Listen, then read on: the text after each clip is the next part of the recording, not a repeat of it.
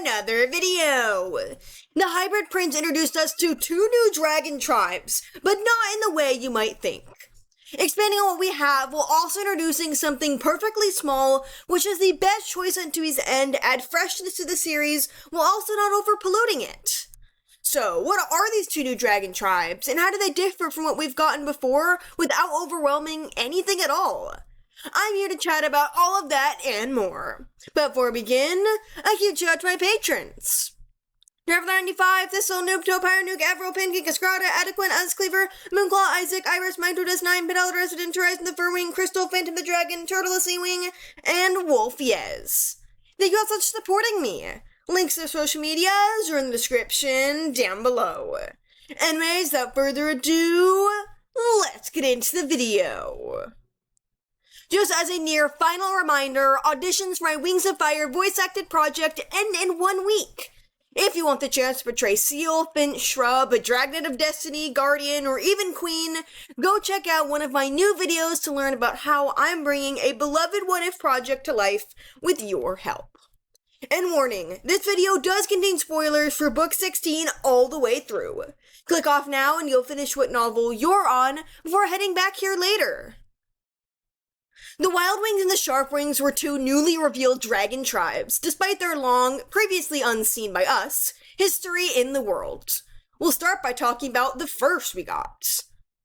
WildWings are the descendants of the original prisoners who were sent to the Dungeon Isles by the evil ancient Skywing and Nightwing queens. Though Precipice intended for them only to be there for maybe a generation or 2, she had no idea that these dragons wouldn't find their way out until over 3,000 years later. As a result, the tribe members and hybrids banished here ended up creating their own society and genetic line. Specifically, the initial prisoners were composed of many Beetlewings, Leafwings, Seawings, and Rainwings. The remainder of the Beetlewings and Leafwings fled to Pantala, but those who didn't make it out were forced to live and die on land not made for them. Eventually, the population grew as a result of both new dragonets hatching and poor wandering runaways accidentally trapping themselves on the Dungeon Isles too. Most of these dragons are ones trying to escape a dangerous life on the continent, but ultimately found themselves with no way back to what was. Before the temporary, forceful, and very far in the future rule of Queen Beryl and King Snakeroot, the WildWings crafted their own form of government, ditching the corrupt monarchy that brought them and their families this fate.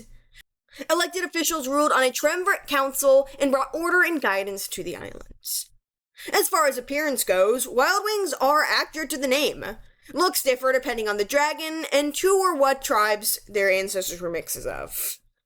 As you can imagine, over 3,000 years creates a lot of diversity, resulting in most WildWings either appearing like no specific Pyrrhian or Ventralan tribe at all, or resembling a complete mix of multiple in ways hard to count. A common feature is spikes, which a vast majority of natives possess all over their scales or in highly concentrated spots. My guess is this is due to their ancient Beetlewing heritage. Body color is typically super bright or super dark, with little in between. Some WildWings made with each other, whereas others dated new hybrid or tribrid arrivals. All of this impacts appearance and genetics. There's no set standard for a WildWing, really, aside from a lot of them having those spikes. Their diet is also very diverse too, because though a high percentage of the population eats mostly meat, some are vegetarians or even vegans. Maybe this is from Rainwing culture brought in or passed down. Either way, I think it's so cool, and I love how accommodating everybody is to all the different lifestyles, preferences, and appearances. WildWings are excellent bakers and cooks from what we've seen, by the way. Guess it was a good way to pass the time and take advantage of resources on an island. They even cracked the code on a form of ice cream and maybe even chocolate too. Imagine if they did this before the mainland Pantalan and Pyrrhians. WildWing abilities are very random. Some dragons may possess several traits belonging to the tribes we're familiar with, like with Platypus having venom and camouflage, though her sister Quokka only has the former. It's strange how some powers stayed and others pop in and out of generations. I wonder what reason WildWings would need to keep certain biological traits. Have any developed as a result of their circumstances? I hope Tui answers that someday. There's still loads more to learn about WildWings, and I can't wait for it. But these dragons weren't the only new to us but not to history tribe members. Hey, the SharpWings count. Created by the Skywing Animus Precipice over 3,000 years ago, the SharpWings are a small type of artificially made dragon. Their maker sculpted them out of metal and ended up giving life to all 25 in order to monitor the dungeon aisles and prevent prisoners from escaping. And despite being metal and following past orders, they are alive. It was stated in the Animus' spell, and from what we've seen, it's very true. Each SharpWing has its own personality and can even help regular dragons, despite not being able to speak. They're each colored differently and designed uniquely, with care put into every one. When moving, they're kind of like hummingbirds with their swift, untraceable speed. There are gears in them, which is impressive when you consider the time period they were made in. Guess Dragon Society really did devolve more than just after Darkstalker's time. SharpWings can paralyze misbehaving dragons using special toxins in their claws, and attack using razor-like tails. To move around the dungeon aisles effectively, there are tunnels everywhere for them to dart into. One with one main hub room, 𝙈𝙤𝙍𝙬 that they all rest in. As part of the original plan to make the island a prison, the SharpWings identified dragons using an outdated number system to assess their crimes. Remember, Precipice thought this whole thing wouldn't last long at all. Each of these metal dragons is assigned a number, though one was named by Quacko due to the clinking sounds it makes. 19 is who we follow the most, and it's helping 𝙈 raise harmony.